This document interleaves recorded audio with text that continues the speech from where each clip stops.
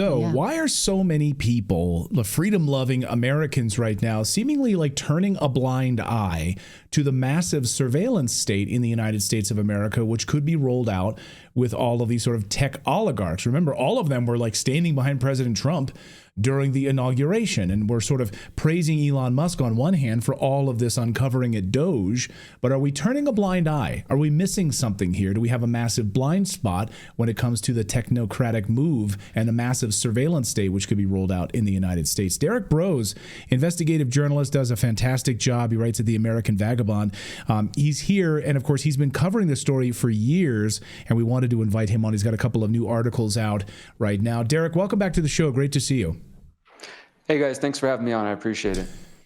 Our pleasure. So what's your biggest concern right now as you look at the sort of technocratic landscape and this massive sort of biosurveillance state, which seems to be creeping its way into our lives? Yeah, so over the last 2.5 months, I've written 3 articles at the Last American Vagabond, each of them kind of picking at this story.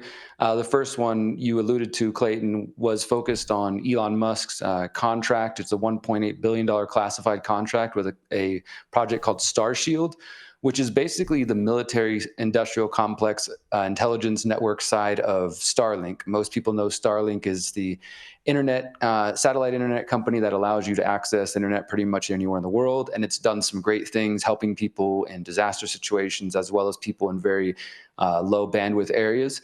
But as I said, there's another angle to that, and that is that every time Elon Musk sends up one of those Falcon rockets and people celebrate the space race has begun again, he's actually also sending out classified payloads for most likely the National Reconnaissance Office, which is the U.S. government agency that was secret up until the early 90s, which deals with satellites and surveillance from satellites. And so SpaceX has partnered with the military, and the Starshield program is about creating the world's largest spy satellite network.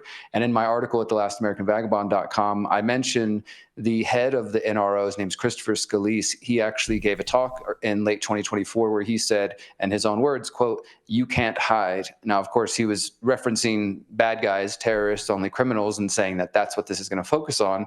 But I think it's something that many people may have overlooked as far as some of the things, like you said, people are celebrating with Doge and others, that Elon Musk is still a military industrial complex contractor, one of the largest. And in fact, another sort of related story I've reported on is that OpenAI, Anduril, which is connected to Peter Thiel, and SpaceX have all announced a coalition, a new kind of alliance coming together, where they're saying they want to compete directly with the old guard of the military industrial complex. This would be Raytheon, Boeing, Northrop Grumman, and others like that. And I'm afraid that we're going to see a sort of inversion where all of a sudden it becomes cool to become a military industrial complex contractor because it's Elon and because he's aligned with Trump and we're doing all this cool stuff and Doge, and et cetera. And so many people maybe are just not ready to see what's really going on, is that these same technocrats, the Peter Thiels, who has at least a dozen people in Trump's new administration, all going back to the PayPal mafia, Elon Musk, of course, David Sachs, Peter Thiel, and connected to the Bilderberg Group. Peter Thiel is a steering committee member of the Bilderberg Group, as well as his co-founder at Palantir, Alex Karp, that people might be missing these details, if not purposely trying to ignore them. Or is there perhaps this bait and switch where Democrats, which are something you talk about all the time as part of the Uniparty, are saying, well, our data is being looked at by Elon Musk in this sort of paper and pen type of way, but what they're missing and what they may be on board with is a different kind of data surveillance that they're not warning about, because they could raise this legitimate point, but instead they're raising just crap.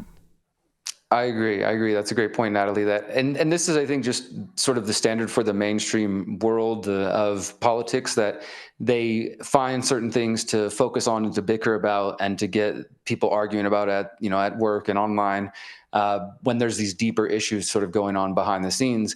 And on the surface level, it would appear as if there is a left-wing or a progressive and now a more conservative-leaning element of the big tech industry of Silicon Valley. So you have people like former CEO of Google, Eric Schmidt, and others who've pretty much always been progressives donating to them, and they supported Kamala Harris. And you have now more conservative-leaning big tech bros supporting Trump, obviously. And this really came about in the last year when many of them held a fundraiser at David Sacks' home in June 2024 in San Francisco. And this is where actually, according to several reports, that Elon Musk and several people in that circle told Donald Trump that J.D. Vance should be his vice presidential candidate. And of course, J.D. Vance is one of these acolytes of Peter Thiel, who was largely funded and won his Senate race because of Peter Thiel's money, and who has said that when he heard Peter Thiel speak at Yale, that was like a big inspirational moment for him.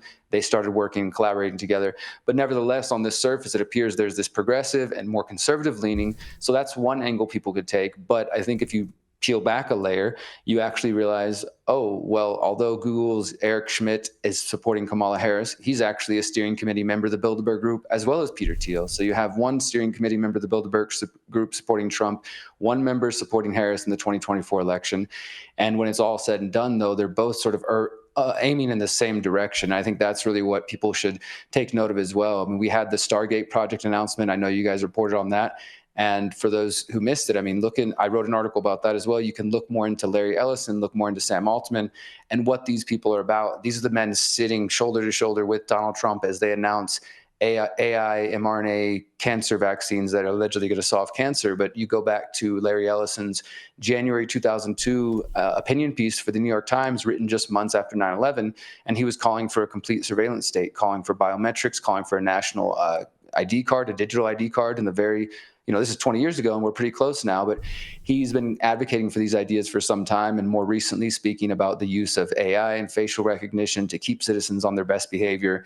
And so these are the people that he's, of course, the head of Oracle, and Sam Altman over at OpenAI right now under investigation for their whistleblower allegedly having killed himself, despite signs to the contrary of that. And these are the kind of people that are partnering with Trump to the tune of $500 billion for this new Stargate project. And in addition to what I mentioned, that there's at least a dozen Peter Thiel acolytes in the current Trump administration. I know you guys had Whitney Webb, and she spoke about Jim O'Neill at the HHS, but that's really just one piece of it. I touched on J.D. Vance. There's obviously David Sacks, who's going back to the PayPal mafia. He was the crypto and AI czar.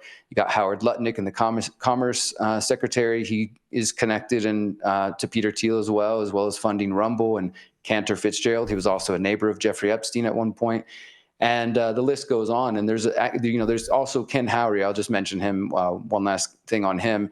I think he's an important piece of this puzzle as well. He was appointed to ambassador to Denmark. And some people are like, okay, big deal. Peter Thiel acolyte is being the ambassador to Denmark. He has no power, no influence.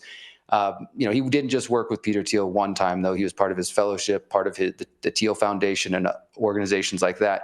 But when you put this into context of Trump's calls for wanting to purchase or take Greenland and make it part of the United States, Greenland is under the Kingdom of Denmark. So Ken Howry, this Peter Thiel acolyte and associate, is now in a position to help negotiate or try to make that happen if that's really what Trump wants. And the other important piece of that is that if you go back to the original Technocrats plan from the 1930s, the original technocracy movement, which said that we shouldn't have the political class, we shouldn't have the business class, that we should have technologists and engineers and the scientific elite basically micromanaging society using the machines, or what we would call AI now. Their original plan called for the tech native North America, and this included the United States, Canada, Panama, and Greenland. So what Trump is calling for is, in fact, very, very similar to what we heard almost 100 years ago from the original technocrat movement. I mean, you've talked about in your piece, really, and I think if people are sitting there saying, wait a second, this sounds crazy, just look at what's happening right now with the border wall and the idea that we will build some sort of a biometric border wall to keep people out. And it'll be done. This is how it always works, though, right? This That's is like how, Gattaca. Yeah, but this is how it always works. After 9/11, the Patriot Act, it's for your safety, they tell us, right? So you need to give up your civil liberties. You need to take off your shoes at the airport. And now everything will be scanned. You'll have a biometric system that the federal government will run. And Peter Thiel at Palantir and these guys, these acolytes, are going to be controlling all of this data and information. You have nothing to worry about. I mean, that seems to be what's happening. Yeah, and I was listening to the show earlier, guys, and obviously, I think anybody here in this audience knows that there is and has been a border issue for some time. So I don't want to discount that in any way. And I'm not, someone who advocates for just open borders and the policies we've had. But I think, unfortunately, we're in a situation where this predator class, they often set up situations like this where we're in the rock and a hard place. So if we do nothing and just let our bleeding hearts lead the way, well, then we end up with the country being flooded with people who have ill intent and who are not here to do good things. And at the same time, the solution that's being presented is, as you touched on, Clayton, as I mentioned in my article, this biometric or virtual wall, which is being funded by Peter Thiel's companies and others.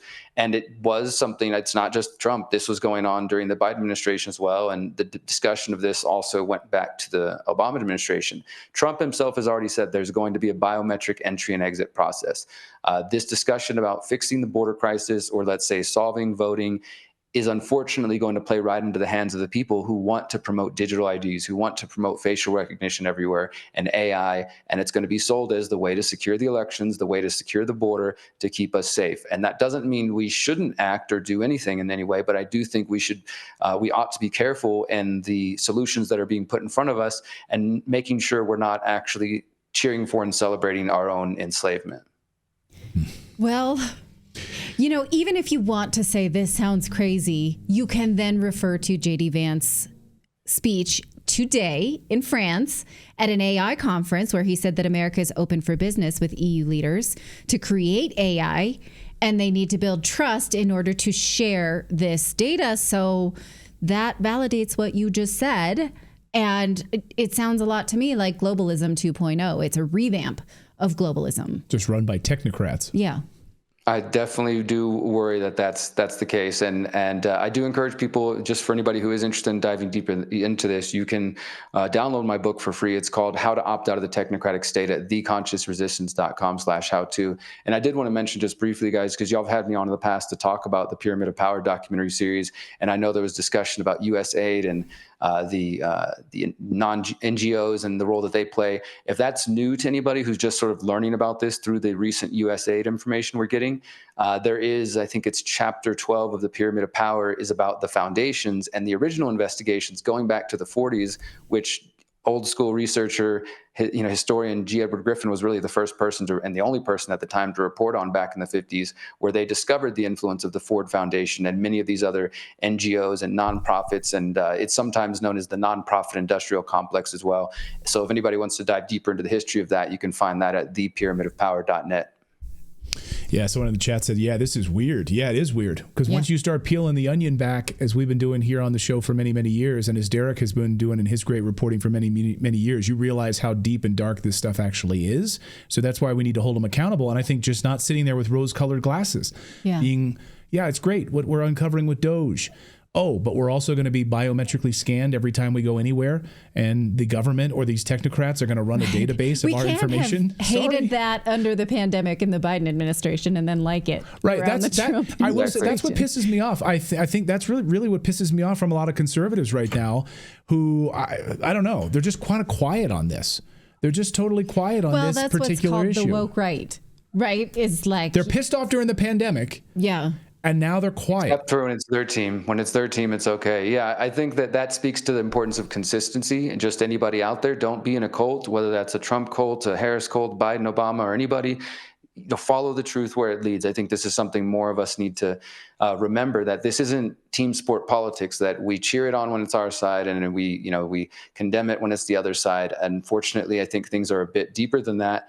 And I hope more people will continue to have that skepticism. My feeling has been that in these initial few weeks of the Trump administration, there will be some easy wins. Some things that I've celebrated, like the freeing of Ross Ulbricht. Obviously, if the JFK files reveal more things, I'll celebrate all those things. But I worry that while those sort of easy wins, which really honestly don't require a lot of political capital or effort from Trump or his team, that in the background, Stargate's being built, the Starshield program's being built, Peter Thiel's acolytes are getting into their place, calls for Greenland, things that mimic the original technocracy movement are moving into action. And so I hope that people will stay skeptical. Exactly right. We need a new shirt that says that. Stay skeptical, my friends. Constant vigilance. Yeah. was the Thomas Jefferson quote, right? The price of freedom is constant vigilance.